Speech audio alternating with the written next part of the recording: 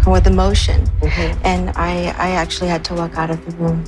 So it was just too much for me to handle. So do you blame Dr. Murray for your brother's death?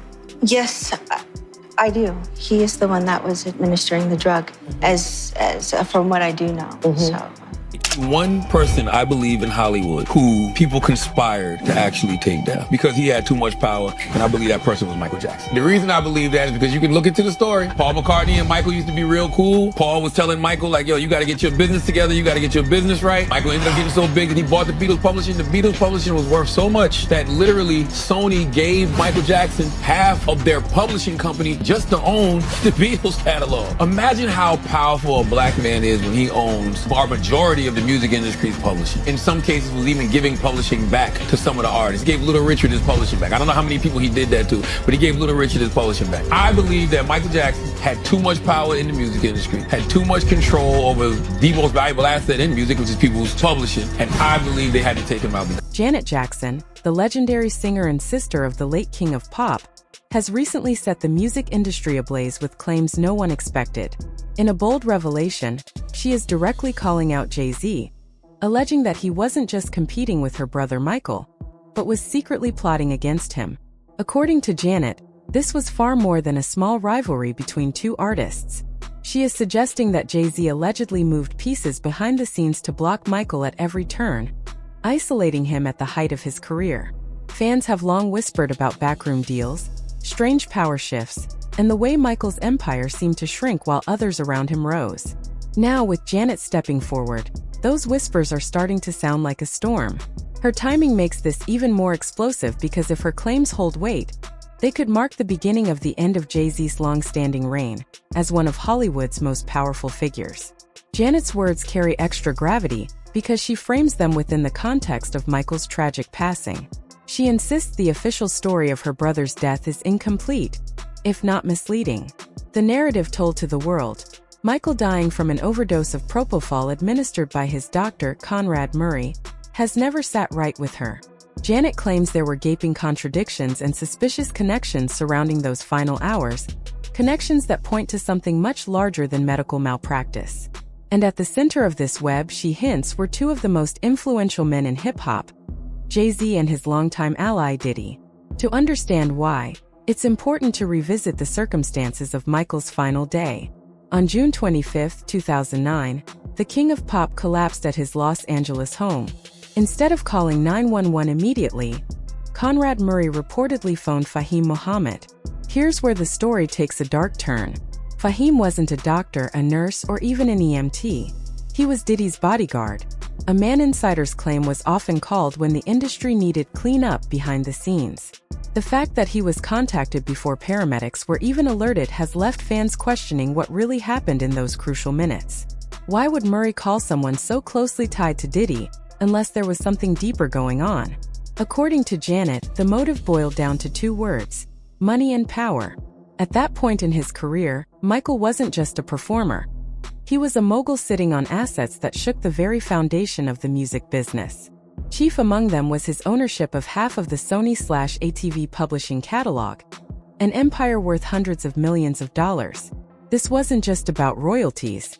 This catalog gave Michael leverage over the industry's biggest stars, including artists like the Beatles, Mariah Carey, Beyoncé, and countless others. It was power on a scale that made him untouchable.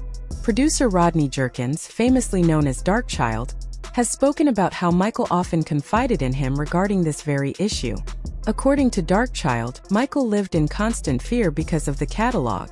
He felt that people around him were working to strip him of what he had built, and unlike many conspiracy theories in entertainment, this one seemed all too real. Darkchild recalled moments in the studio where Michael admitted he lived in fear, convinced that powerful forces were orchestrating moves against him. He reminded Michael that no man should inspire that kind of fear, but Michael believed otherwise. He believed that his publishing rights were too valuable, and that there were people who would do anything to get them. In fact, when asked whether the numerous legal cases and accusations against Michael might have been tied to his control over the catalog, Darkchild hinted that it was more than possible. From his perspective, the scandals never added up. He spent time with Michael regularly, saw how he lived, and insisted that the accusations were less about truth and... How we always hear the conspiracy theories, like, they be like, oh, Bill Cosby was trying to buy NBC. Yeah. Michael's the only person I believe they really tried to railroad like that because of what he did with the publishing in the music industry. He talked about it all the time. He talked about it all the time. One thing I will say is that in the studio, he would always talk about how he lived in a certain fear. And I used to always try to reel him in a direction like, yo, you only supposed to fear God. Man shouldn't have you feeling like that. No man should have you living in that space. But he lived in that space a lot because he felt like he had something that was so valuable, which he did. He had something so valuable that people wanted. He owned like half of Sony ATV's publishing, right? Yeah, I think what people have confused, I'm glad you said that way, because I think people have confused the narrative. People for so long have said, Michael owned the Beatles catalog. I heard that. No, Michael owned Sony ATV. That's right. Which is Babyface, Mariah, the Beatles. Beyonce. Probably some of my catalog was in there. More about destroying a man who had too much power. The weight of these claims becomes even heavier when looking at Michael's collaborations and his interactions with Jay-Z. Around 2001, Michael teamed up with Jay-Z for a Summer Jam performance. At the time, it was celebrated as a massive collaboration, but insiders now suggest it may have been the beginning of Jay-Z's deeper infiltration into Michael's world. Some even claim Jay-Z's ties to Michael stretched back to the early 90s, aided by LaToya Jackson's then-husband, Jack Gordon. Not long after, LaToya made shocking allegations against Michael, suggesting he had written checks to families of young boys. Although she later retracted these claims, explaining she had been manipulated and abused by Gordon, the damage was done. According to whispers, this wasn't random family drama, but part of a calculated attempt to tarnish Michael's image. Janet now hints that Jay-Z and Diddy may have had influence behind these orchestrations, using their connections to push Michael further into scandal and isolation. The timing was particularly suspicious. During this period, the biggest solo stars in music, Prince and Michael Jackson, were consistently targeted by allegations and controversy, while Jay-Z and Diddy seemed untouchable. In fact, their public personas were painted as moguls lifting up their communities, even as whispers suggested they were quietly dismantling their greatest competitors. Artists like Jaguar Wright have spoken about this, going so far as to claim that while Diddy was dangerous, Jay-Z was even worse. Her words, once dismissed as bitter accusations, now feel eerily prophetic in light of Janet's claims. Michael himself fueled the speculation when he publicly accused Sony Records and its then CEO, Tommy Mottola, of racism and conspiracy. Michael called out the company for its unethical practices, claiming that Black artists were being exploited and silenced. He spoke openly about wanting to leave Sony and take control of his career, a decision that insiders say enraged the label. Despite owning 50% of the publishing catalog, Michael was pressured to stay quiet and play along, but he refused. Janet believes this defiance only intensified the efforts to break him down. Allegedly, Jay-Z and Diddy played pivotal roles during this time, tightening their grip on industry narratives and ensuring Michael's reputation was smeared beyond repair. What makes the story even more unsettling is the way people close to Michael seem to turn against him. Jack Gordon allegedly manipulated LaToya into accusing her own brother. Reports surfaced of Michael being isolated, surveilled, and manipulated until he could no longer trust even those closest to him. You still think that? Absolutely. Why? Absolutely. Why are you so sure? I would never, ever think differently. Because first of all, Michael told me that they were going to murder him. He was afraid. He was afraid who for was his going life. to murder him? The people that were involved in his life, the people that were controlling him. This book, Starting Over, is about my life. And it's about Michael's life. It's the parallel between the two of our lives. We share that same life where people come into your life, wiggle their way in, control you, manipulate, control your funds, your finances, everything that you have, and you must do what they tell you to do. And that's what Michael was going through. And he knew that everything that was happening to him was not kosher, it wasn't right, and it disturbed him greatly. And he kept saying it over and over and over again. Yes, Dr. Murray was the fall guy, but it's more to it than just that. He named names. He told me people. He told me to be careful of this one and that one. And in the beginning, I didn't, it's not that I didn't believe him. Who were the people that he was saying?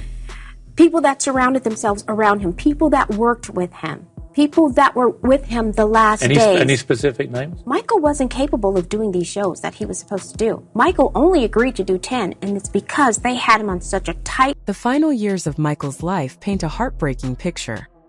His family, including Janet, recalls how difficult it became to see him.